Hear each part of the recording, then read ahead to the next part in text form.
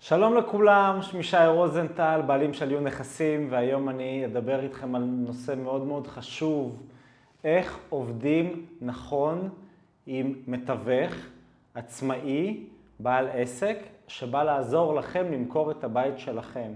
העבודה עם המתווך, אם היא טובה, הבית יימכר מהר, במחיר טוב, וגם התהליך הולך להיות כיפי.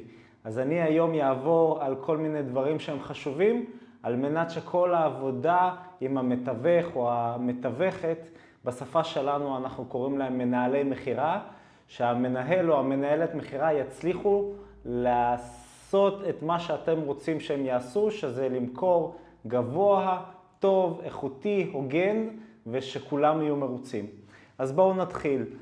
מתווך מאוד מאוד רוצה תמיד לקבל מפתח. מה זאת אומרת מפתח? זאת אומרת שתהיה לו זמינות להציג את הבית, כי המתווך הוא למעשה מגיב לבקשות הקונים. כלומר, מתקשר קונה ואומר, תשמע, אני רוצה מחר בשעה כזאת וכזאת לבוא לראות את הדירה.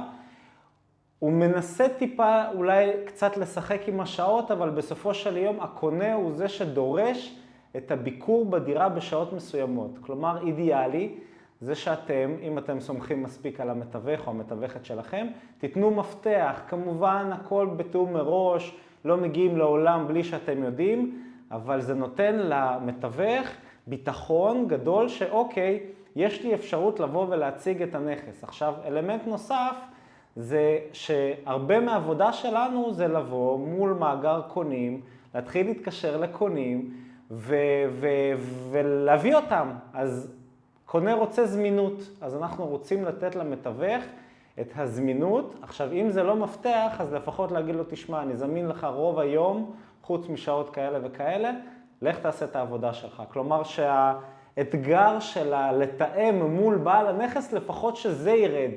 כי כמות העבודה במכירת הנכס היא כל כך גדולה, אנחנו רוצים להקל על הקלות של הביצוע. התיאום גם מול המוכר, אם הוא מתחיל להיות מסובך, זה מאתגר את המכירה, ואנחנו רוצים להקל כמה שיותר, לפחות בשלב של התיאום, אוקיי? מתווך יבקש שיסדרו את הבית, זה נורא נורא חשוב. הרבה פעמים אני מגיע לדירות, והדירות מבולגנות כל כך, וזה לא מתאים. אם שמתם לב, במהלך ההדרכות אני מדבר על זה שנכס זה חוויה. ואנחנו רוצים לייצר מצב שקונה מגיע ויש לו חוויה. אז אם מתווך בא ומבקש לסדר את הנכס, הוא לא עושה את זה כי הוא רוצה לבקר את הדרך שבה אנחנו חיים, הוא רוצה למקסם את החוויה שקונה יבוא ויגיד, וואו, איזה כיף, אני רוצה את הבית, אני רוצה להעביר עליו מחיר שהוא גבוה יותר, אוקיי? אז לא להתנגד לבקשות של מתווך, אוקיי?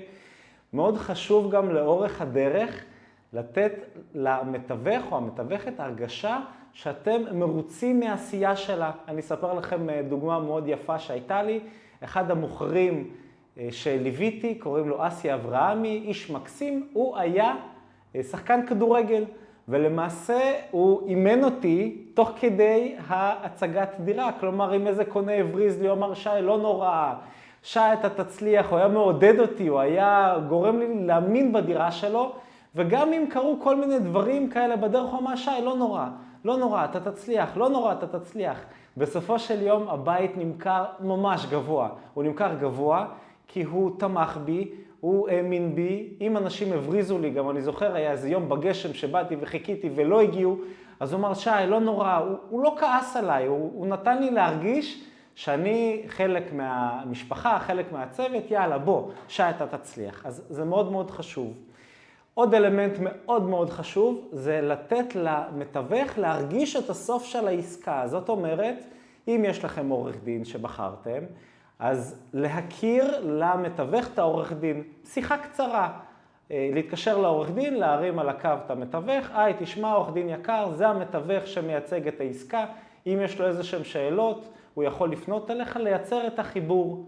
הרבה פעמים, שוב, אני מכיר את רוב המתווכים, כי אני בתחום כבר 18 שנה, אבל לפעמים יש כל מיני עורכי דין שלא מוכרים. אז ההיכרות עם העורך דין שמייצג את המוכר היא מאוד חשובה, היא נותנת לי איזשהו ביטחון. אם יש לי איזושהי שאלה בנסח טאבו שאני לא יודע, משהו ברישום שאני לא יודע, אז אני פשוט מרגיש בנוח להתקשר לעורך דין ולשאול שאלות.